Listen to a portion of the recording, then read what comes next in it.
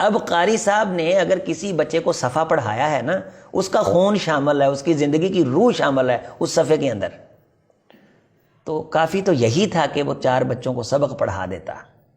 یہ بہت بڑا کام تھا کہ بار بار ان کو پڑھاتا، جسے ہم کہتے ہیں کوانا، اردو میں کہتے ہیں کہلانا، بار بار تکرار کروا دیتا۔ لیکن اس کے باوجود ہم نے اس پہ ذمہ داری ڈالی ہوئی سبقی کی بھی، کہ جو پیچھے سے سبق ہو رہے ہیں نا بطور سبقی، ان کو بھی آپ نے سننا ہے، وہ ساتھ ملا۔ اس کے ساتھ ہم نے اس پہ اضافی ذمہ داری ڈلی ہوئی ہے، آپ نے منزلیں بھی سننی ہیں، اور اس کے اوپر مزید ذمہ داری ڈالی ہوئی ہے کہ کلاس میں اس طرح بیٹھنا ہے۔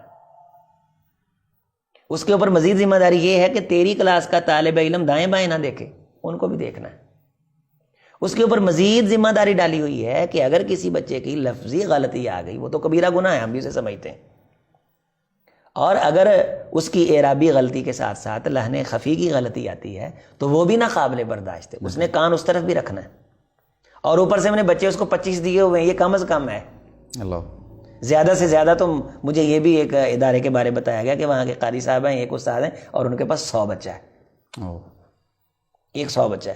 اچھا جی، یہ ساری جو ذمہ داری وہ ادا کر رہے ہیں، اور اس کو ہم نے نچوڑ لیا ایسے، اس کے بعد وہ کلاس سے نکلتا ہے، یوں کر کے وہ انگڑائی لیتا ہے، تو کوئی نہ کوئی بابا وہاں کھڑا ہوتا ہے، لو جی انہوں نے مسیتے کھڑے ہونے دے نہیں پتا ہے گا، وہ بھی اعتراضات ہیں، پھر اس کا بھی اس نے سامنا کرنا، اس کا بھی ازالہ۔ اگر 2 بچے وہاں کھیل رہے ہیں، انہوں نے کوئی شرارت کر لی ہے، اب وہ ساری تہذیب ہمیں سکھاتا ہے جس کی گھر میں نہیں سنی جاتی، اب اس قاری صاحب نے اس کا بھی سامنا کرنا ہے۔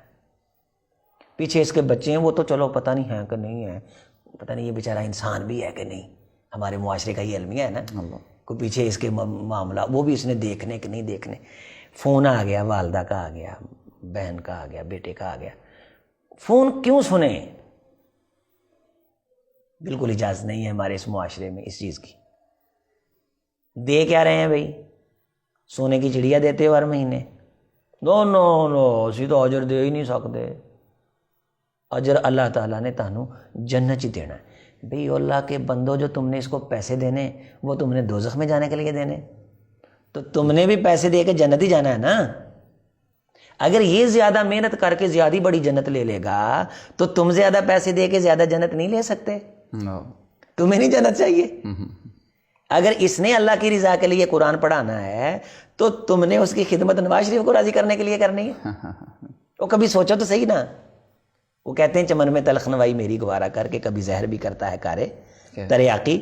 تو یہ میری بات اگرچہ کسی کو تلخ ضرور محسوس ہو۔ ہماری مسجد میں ایک خطیب صاحب آئے اور کہنے لگے کہ جب ان کی خدمت کرنے لگے تو کہنے لگے جی میں نے اللہ کی رضا کے لیے جمعہ پڑھایا ہے۔ تو میں نے کہا یہ جو ہم آپ کو پیسے دے رہے ہیں نا، یہ ہم عمران خان کو راضی کرنے کے لیے دے رہے ہیں۔ اسے بات سمجھ آ گئی، اور میں کہا یہ جو ہم آپ کو دے رہے ہیں ہم بھی اللہ کو راضی کرنے کے لیے دے رہے ہیں۔ آپ نے تو اپنے آپ کو بچا لیا یہ کہہ کے کہ میں تو پیسے نہیں لوں گا، میں تو اللہ کو راضی کرنے کے لیے آیا ہوں۔ تو ہم کس کو، ہمارے لیے پھر آپ نے کیا چھوڑا ہے؟ کہ ہمارا جی نہیں کرتا ہم اللہ کو راضی کریں، اللہ کو راضی، تو ہم نے بھی آپ کی خدمت اللہ کو راضی کرنے کے لیے ہی کرنی۔ کاش قاری صاحب اللہ کو راضی کرنے کے لیے پڑھائیں، اور انتظامیہ اللہ کو راضی کرنے کے لیے اس کی جتنا ہو سکتا ہے خدمت کرے، اس کی خدمت کر، قاری صاحب جتنا ہو سکتا ہے زور لگائے۔ ہمارے معاشرے کے اندر ہیرے ہیں جو ہم تراشیں تو وہ کائنات کی قیادت کے فرائض سار انجام دیں۔ ہمارے ان شعبوں سے نکلنے والے بچے قرآن مجید سے جو بیزار ہوتے ہیں نا، اس کی استاذ کی روح کا ان پہ اثر پڑتا ہے۔ قاری صاحب یہ میری بات نوٹ فرما لیں، سامعین و ناظرین بھی نوٹ کر لیں۔ اگر قاری صاحب کلاچ بیٹھے نے مجبوری سمجھ کے، اگرچہ نہیں بھی بتاتے، رسول رحمت علیہ الصلوۃ والسلام جب معراج پہ گئے، آپ کو شہد پیش کیا گیا، آپ کو شراب بھی پیش کی گئی، دودھ بھی پیش کیا گیا، آپ علیہ الصلوۃ والسلام نے دودھ کا پیالہ لیا اور پی لیا۔